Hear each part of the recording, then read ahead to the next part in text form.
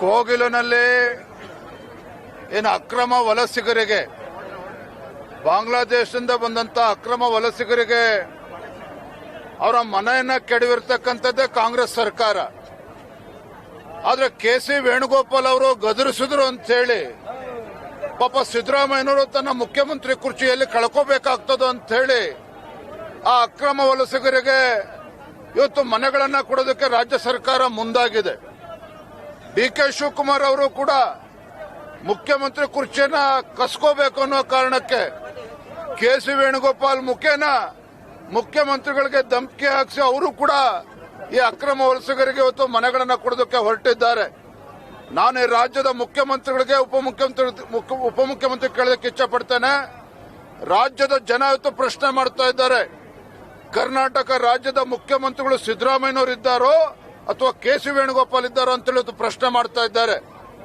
ಇಂಥ ರಾಜಕಾರಣವನ್ನ ಮಾಡಿಕೊಂಡು ಒಂದು ಕಡೆ ಹಿಂದೂಗಳಿಗೆ ಅಪಮಾನ ಮಾಡಿಕೊಂಡು ಬಾಬಾ ಸಾಹೇಬ್ ಅಂಬೇಡ್ಕರ್ ಹೆಸರನ್ನು ಹೇಳ್ತಕ್ಕಂಥ ಸಿದ್ದರಾಮಯ್ಯನವರು ಮುಖ್ಯಮಂತ್ರಿಗಳು ಕಳೆದ 2.5 ವರ್ಷದಲ್ಲಿ ಈ ರಾಜ್ಯದಲ್ಲಿ 38 ಲಕ್ಷ ಜನ ಅರ್ಜಿ ಹಾಕಿದ್ದಾರೆ.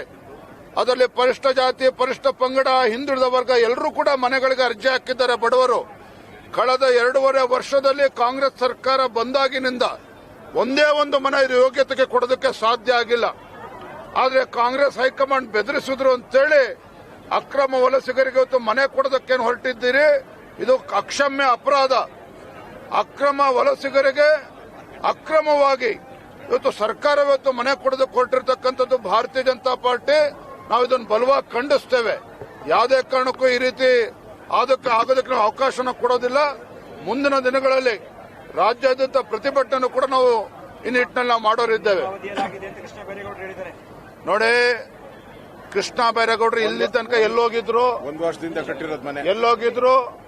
ಇವತ್ತೇನು ಹಾಗಾದ್ರೆ ಕೃಷ್ಣ ಬೈರೇಗೌಡರು ತಮ್ಮ ಮೂಲಕ ಪ್ರಶ್ನೆ ಕೇಳ್ತಾನೆ, ಹಾಗಾದ್ರೆ ಅವ್ರ ಮನೆಗಳನ್ನ ನಿಮ್ಮ ಕ್ಷೇತ್ರದಲ್ಲಿ ಕೆಡವಬೇಕಾದ್ರೆ ನೀವೆಲ್ಲ ಹೋಗಿದ್ರಿ ಮಾನ್ಯ ಶಾಸಕರೇ? ಹಾಗಾದ್ರೆ ಇವತ್ತು ಹೆದರ್ಕೊಂಡು ಓಡೋಗಿರ್ತಕ್ಕಂಥ ಕೃಷ್ಣ ಬೈರೇಗೌಡರು ಇವತ್ತು ಹೊರಗೆ ಬಂದು ಮಾತನಾಡುವಂತ ಪ್ರಯತ್ನ ಮಾಡ್ತಾ ಇದ್ದಾರೆ.